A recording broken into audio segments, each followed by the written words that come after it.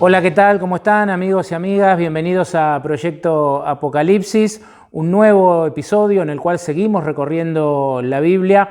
Hoy vamos a analizar juntos el capítulo 9 del libro de Jueces, un capítulo interesante, ¿no? Hoy nos vamos a dedicar exclusivamente a este capítulo, primero porque es largo y segundo porque tiene una historia que tiene muchísimas enseñanzas, muchísimas ilustraciones que nosotros podemos sacar.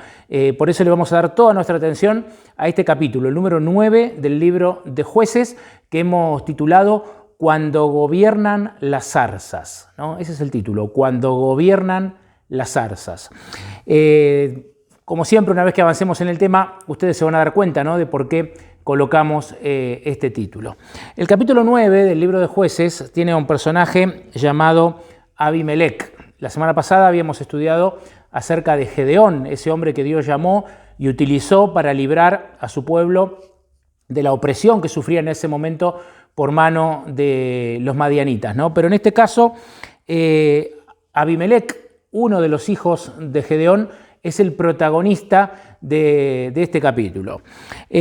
Comienza el capítulo 9, versículos 1 al 3, allí del libro de Jueces, diciendo que Abimelec, hijo de Jerobaal era Gedeón, ¿no? Nada más que este era el nombre allí, como lo llamaban los cananeos, ¿no? Jerobaal, pero en realidad está hablando de Gedeón, ¿no? Y Abimelec era hijo de Gedeón. Dice que fue Abimelec a los de Siquem, a los hermanos de su madre, y les dijo a ellos y a toda la familia del padre de su madre: les ruego que digan a todos los de Siquem, ¿qué les parece mejor? ¿Que los gobiernen 70 hombres, los hijos de Jerobaal, o sea, los hijos de Gedeón, o que los gobierne un solo hombre? Acuérdense de que soy hueso y carne de ustedes. Y con estos tres primeros versículos nos introducimos en esta historia, como les dije, muy intrigante, con muchos condimentos y muchas lecciones que nosotros podemos extraer. Lo primero que me llamó la atención al pisar el terreno, ¿no?, de esta historia, de este capítulo, lo primero que me llamó la atención es que se rompe un patrón, ¿no?, del libro de Jueces. Porque hasta aquí Dios siempre, ante la opresión que sufrían allí su pueblo en Canaán, por parte de distintos pueblos, Dios iba levantando, tras la muerte de Josué, Dios iba levantando a estos jueces, ¿no? Y hablamos de Otoniel, hablamos de Gedeón, ¿no? Varios que fuimos mencionando en los capítulos o episodios anteriores de Proyecto Apocalipsis, pero siempre con un denominador común. Era Dios el que explícitamente lo llamaba, como en el caso de Gedeón, ¿no?, que se le aparece, o el relato de Jueces dice que ante la opresión que sufría su pueblo, entonces Dios levantó a, ¿no?, y ahí aparecía el nombre de un juez.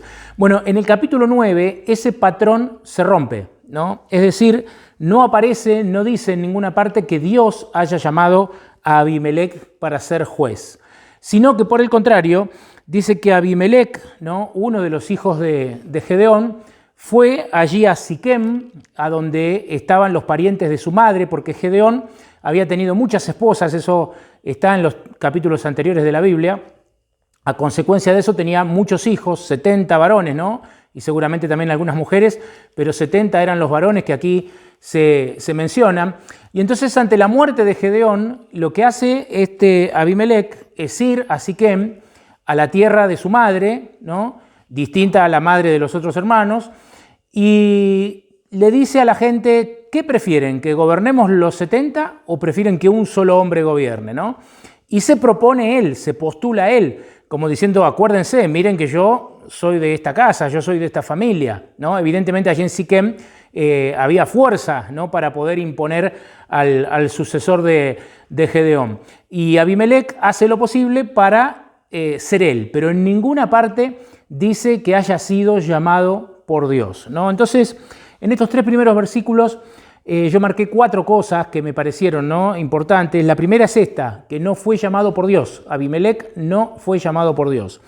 La segunda es que se propuso él mismo para el cargo, ¿no? El propio Abimelec se propone para ser juez, ¿no? Para reinar sobre Israel. La otra es que fue al lugar a donde él sabía que tenía adeptos, ¿no? Que podían impulsar, si estuviéramos hablando en términos políticos, ¿no? Podríamos decir que fue un lugar donde tenía adeptos que podían impulsar su candidatura o que lo podían llevar al poder, ¿no? Y la otra característica que aquí aparece de Abimelec es que quería el poder para él solo, nada de gobernar con sus hermanos. Él quería el poder para él solo, ¿no? Y trata de tomarlo antes de que algún otro de sus hermanos quizás pudiera llegar a ser el sucesor de su padre Gedeón. En el versículo 4 avanza esta historia y dice que le dieron 70 ciclos, ¿no? Que son 798 gramos de plata del templo de Baal Berit, con los que Abimelec alquiló hombres ociosos y vagabundos que lo siguieron, ¿no? La gente de Siquén, tal como Abimelec lo pedía, le da el apoyo y le da dinero. En aquella época el dinero era muchas veces puesto en los templos, no había bancos como ahora. Mucha gente ponía el dinero en los templos o guardaba su dinero en los templos. Este era un templo de Baal, un dios pagano, ¿no? Y allí, con ese dinero, ¿no? De Baal, con ese dinero que no venía de un fondo, hoy diríamos un aporte trucho, ¿no? Un aporte oscuro para la campaña de Abimelec. De allí vino ese dinero, ¿no? ¿Y qué hizo con ese dinero? Alquiló hombres, ¿no? O sea, compró voluntades, compró a hombres que lo iban a seguir por interés. En este caso el interés era el dinero. Y con esos hombres se fue contra sus hermanos, ¿no? Tal como vamos a seguir leyendo en el relato. En el versículo 5 dice que fue a la casa de su padre, en Ofra, y mató a sus hermanos. Y esto es lo otro terrible de este personaje, ¿no? Abimelec, que en vez de combatir a los enemigos de Israel, ¿no? Como habían hecho todos los jueces, este hombre se dedica a matar a sus hermanos. En vez de combatir al enemigo, en vez de combatir a lo que los oprimían, a su pueblo, él se dedica a matar a sus hermanos. Terrible, terrible, ¿no? Lo que hace Abimelec. Y si seguimos leyendo, ¿no? En el versículo 6, dice que entonces se reunieron los de Siquem con toda la casa de Milo y proclamaron a Abimelec por rey cerca de la llanura del Pilar, que estaba en Siquem, ¿no? Consigue finalmente, o parece conseguir hasta aquí, Abimelec su cometido, de una manera espuria, de una manera oscura, pero él consigue lo que se había propuesto. El versículo 7 dice que cuando se lo dijeron a Jotam, cuando se lo dijeron a Jotam, que Jotam era uno que dice el relato que también era hijo de Gedeón y que había logrado escapar, el único, ¿no? A los demás los mató a todos Abimelec, pero Jotam había logrado escapar, ¿no? Y el versículo 7 dice que cuando se lo dijeron a Jotam, fue y se paró en la cumbre del monte Gerizim y alzando su voz clamó: «Óiganme, varones de Siquem, para que Dios los oiga a ustedes». Y va a contar una especie de parábola profética, ¿no? y de juicio. Jotam, que era el menor, ¿no? de los hijos y que había logrado escapar. Antes de leer la parábola que está aquí a continuación, y que es la que le da el nombre al capítulo de hoy, quería detenerme, mejor dicho, un segundo, para considerar a este personaje Jotam, ¿no?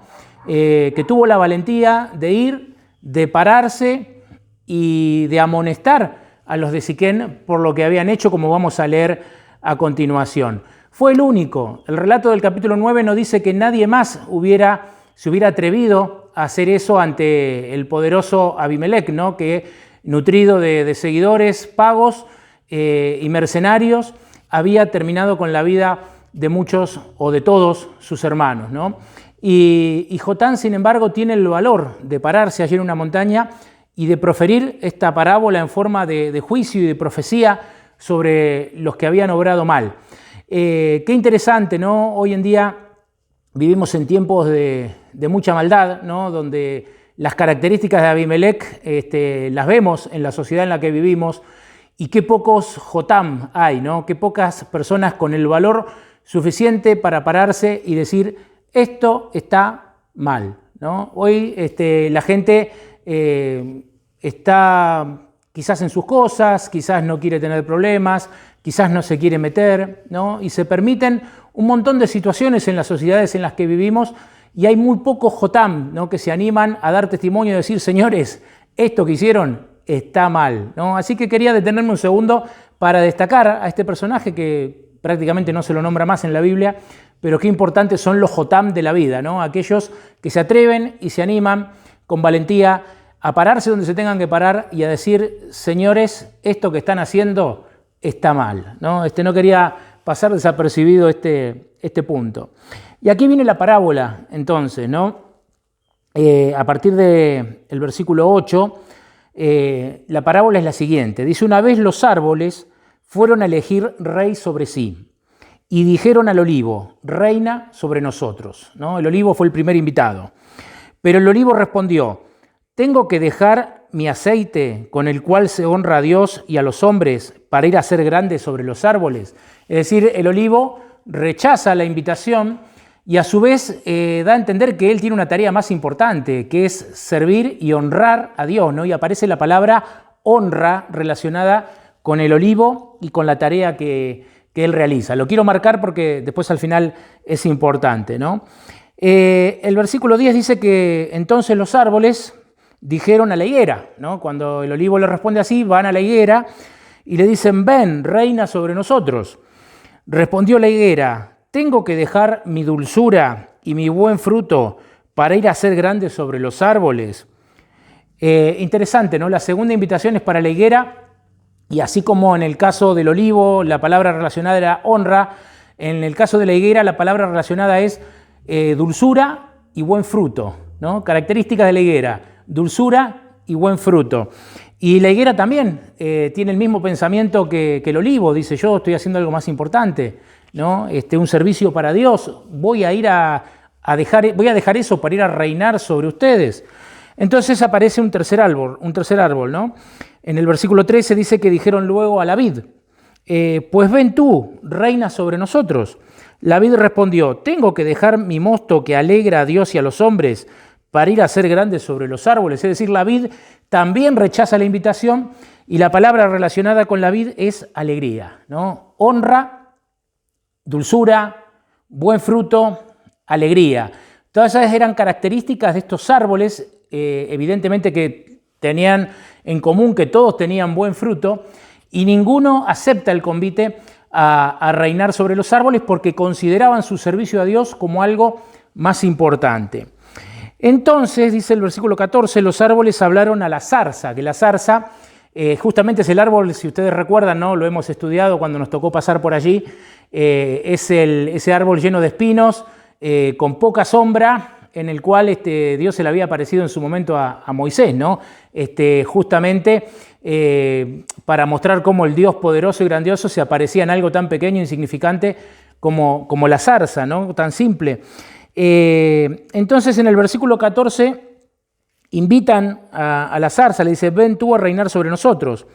Y la zarza respondió a los árboles, si en verdad me eligen por rey sobre ustedes, vengan y cobíjense bajo mi sombra. Una falsa pretensión de la zarza, porque la zarza no estaba en condiciones de tener una gran sombra. No es un árbol que dé una gran sombra por sus características. Sin embargo, ella creía que sí, ¿no? Con lo cual nos habla, a diferencia de los otros árboles, ¿no? Acá ya vemos una cuestión de orgullo, ¿no? Porque la zarza creía, si bien era un espino y era pequeño en comparación con los otros y no tenía fruto, ella se creía grande. Por eso dijo, vengan, ¿no? Bajo mi sombra. Entonces dice, y si no vienen, ¿no? Dice la zarza, fuego salga de la zarza y devoren a los cedros del Líbano, ¿no? Orgullo, falsa pretensión de sombra y fuego, ira, ¿no? Destrucción que salían de este árbol, que contrasta con los frutos que tenían los otros, ¿no? Honra, dulzura, alegría, frutos sobre espinos. O sea, hay una diferencia enorme entre los otros 3 árboles y la zarza. Claramente, Jotán estaba dando a entender que esa zarza, ¿quién era? Era Abimelec, ¿no? Él era esa zarza, ¿no? Y justamente en el versículo 16 dice, ahora han obrado ustedes, en forma de pregunta, ¿no? Dice, ¿han obrado ustedes con rectitud y lealtad al elegir por rey a Abimelec? ¿Se han portado con justicia con Jerobal? O sea, recordemos Gedeón, ¿no? Y su casa, y le han pagado según su mérito. Mi padre peleó por ustedes y expuso su vida para librarlo de Madián, y ustedes se levantaron hoy contra la casa de mi padre y mataron a sus hijos, 70 varones sobre una piedra, y han puesto por rey sobre Siquem a Abimelec, hijo de su criada, porque es pariente de ustedes, ¿no? Y acá viene la amonestación del valiente Jotam a los de Siquem.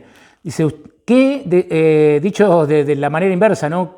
Qué desagradecidos que son ustedes con la casa de mi padre, ¿no? Mi padre Gedeón los libró, los protegió, y ustedes ahora le pagan matando a sus 70 hijos y poniendo por rey a ¿no? A Abimelec, por el simple hecho de que él es, que la madre de él es de la familia de ustedes, ¿no?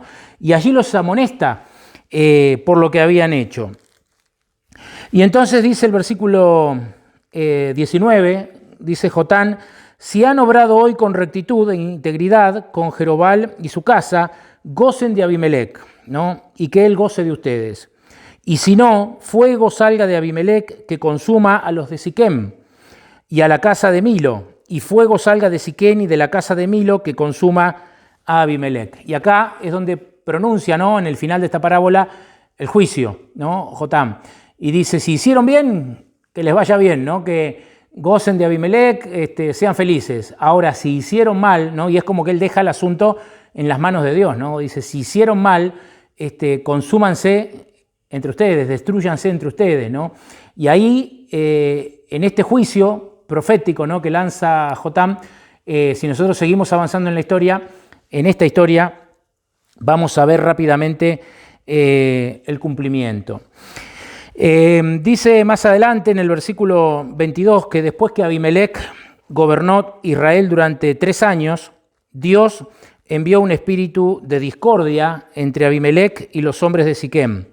Y los siquemitas se levantaron contra Abimelec para que el crimen contra los 70 hijos de Jerobal y la sangre de ellos cayera sobre Abimelec, su hermano que los mató, y sobre los hombres de Siquem que le ayudaron a asesinar a sus hermanos. Dios interviene, ¿no? Dios permitió durante 3 años que este asesino gobernara sobre su pueblo.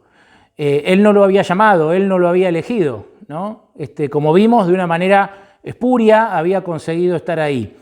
Y Dios lo dejó 3 años allí gobernando, pero al cabo de esos 3 años Dios intervino, ¿no? Porque el versículo 23 dice que envió un espíritu de discordia entre Abimelec y la gente de Siquem.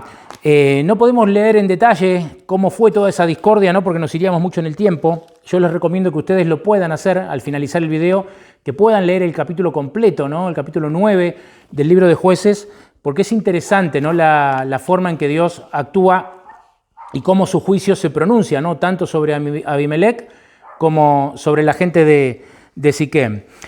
Simplemente quiero leer 2 parrafitos más de esta historia, ¿no? Para poder concluir. En el versículo 41 dice, así todos cortaron también cada uno su rama y siguieron a Abimelec. Las pusieron junto a la fortaleza y le prendieron fuego. Así murieron todos los de la torre de Siquem, como 1000 hombres y mujeres. ¿Cómo murieron? Asesinados, ¿no? ¿Cómo murieron? Incendiados. ¿Por quién? Por Abimelec, ¿no? O sea, la misma gente que había llevado al poder a este hombre perverso termina de esta manera trágica a manos de él, ¿no? Abimelec se vuelve contra los de Siquem.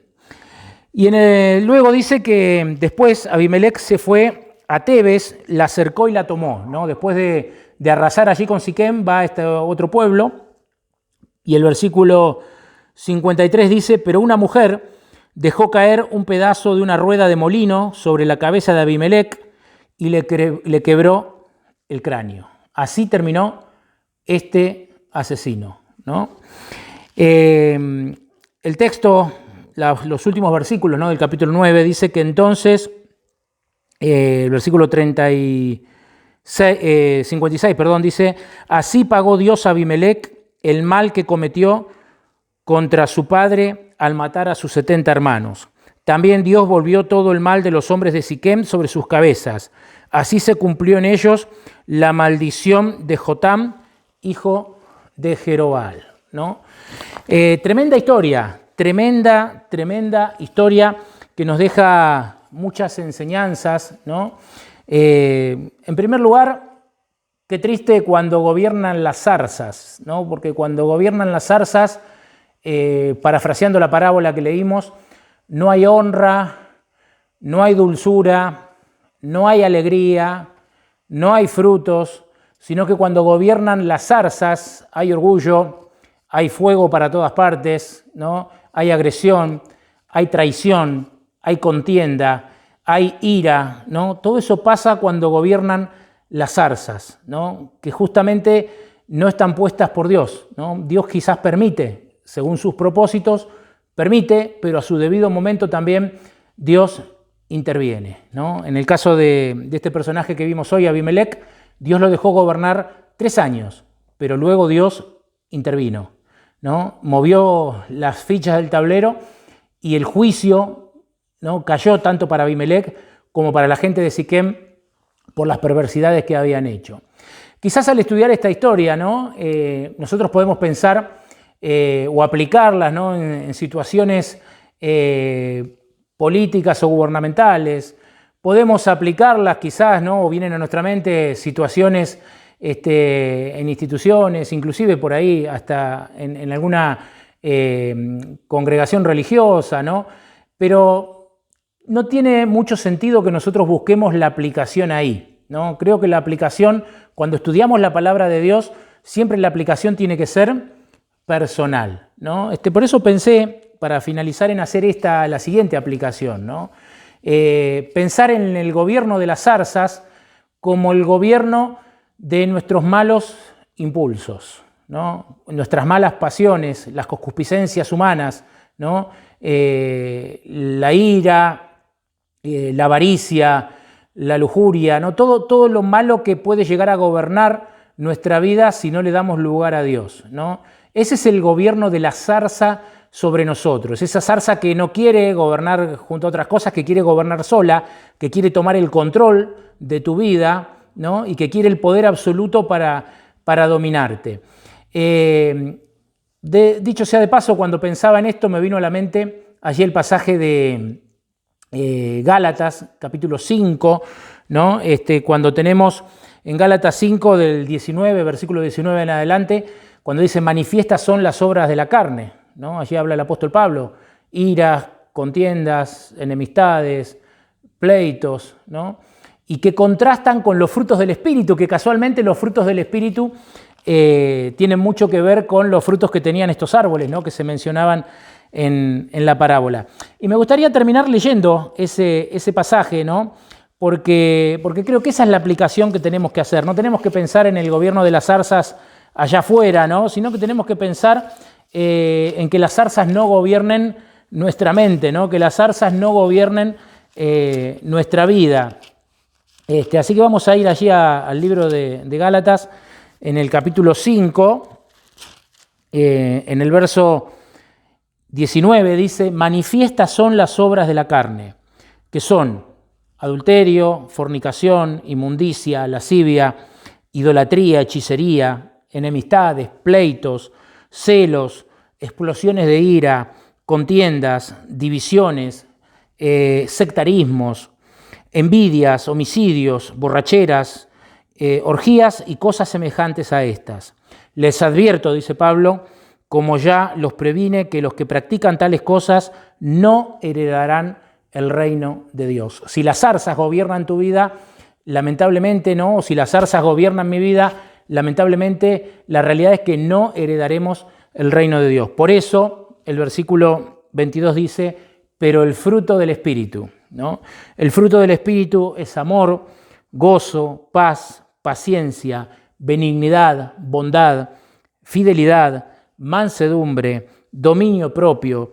Contra estas virtudes no hay ley, porque los que son de Cristo han crucificado la carne con sus pasiones y malos deseos. Si vivimos en el Espíritu, andemos también en el Espíritu. No seamos vanagloriosos, irritándonos y envidiándonos los unos a los otros. Espero que hayan disfrutado del capítulo de hoy, que hayamos podido sacar importantes lecciones para nuestra vida espiritual. Quiero aprovechar para agradecer a quienes nos vienen acompañando. Veo que semana a semana se van sumando suscriptores, ¿no? Así que los invitamos a que se puedan suscribir gratuitamente si aún no lo han hecho. Gracias también a los que comentan, gente que nos ha comentado, y eso realmente nos anima porque nuestro único interés es el de poder difundir la Biblia, ¿no? Poder difundir la palabra de Dios. Por eso la estamos recorriendo, por eso empezamos, lo digo en beneficio de los que quizás escuchan por primera vez, empezamos allá por abril del año 2024 con Génesis 1 y todas las semanas un capítulo o 2 o 3 o 4 o 5 juntos, depende cómo preparemos el tema, vamos avanzando, ¿no? Y hoy estamos en Jueces 9 y queremos continuar difundiendo la palabra de Dios. Y la ayuda que ustedes nos puedan dar es fundamental, ¿no? Porque un me gusta, porque el compartir con un amigo, el ayudarnos a tener un nuevo suscriptor, es una manera de que podamos llegar cada vez a mayor cantidad de personas difundiendo la Escritura, ¿no? Difundiendo la Biblia y sus maravillosas historias y lecciones para nosotros. Que Dios los bendiga, que tengan una muy bonita semana. Los esperamos la semana que viene para continuar con nuestro estudio del libro de Jueces.